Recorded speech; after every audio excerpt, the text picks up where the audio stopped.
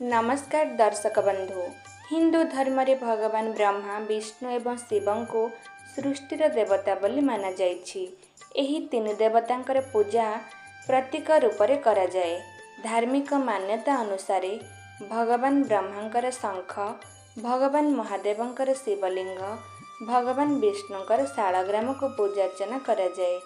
किंतु एहा छड़ा आहुरी किछि एभली वस्तु रहिछि जहाको पूजार्चना करिबा द्वारा भाग्य बदली जाए। तेबे दर्शक बंधु आसंतु जानिबा से कौन सही जिनिस गुड़िक। समुद्र कूल किछि खास रंग बेरंगर पत्थर पड़ी थाए। यह देखिबाकू बहुत सुंदर एवं चिकन होइथाए।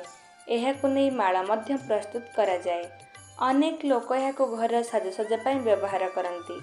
पौराणिक ग्रंथरे एही पत्थर को आत्मरत्न बोली कुहा जाए एवं एहार अनेक विशेषत्व विषय वर्णना करा जाइछि।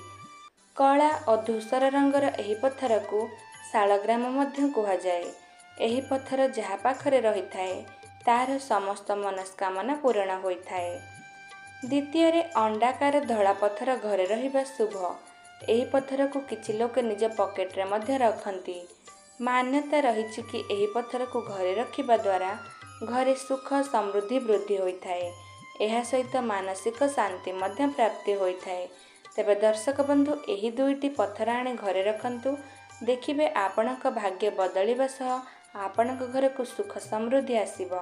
आशा करूछि आपण मानक मोर एही भिडियोटी निश्चय पसंद आसीथिबो। पसंद आसीथिले आम चैनल को लाइक शेयर और सब्सक्राइब निश्चय करिवे। धन्यवाद।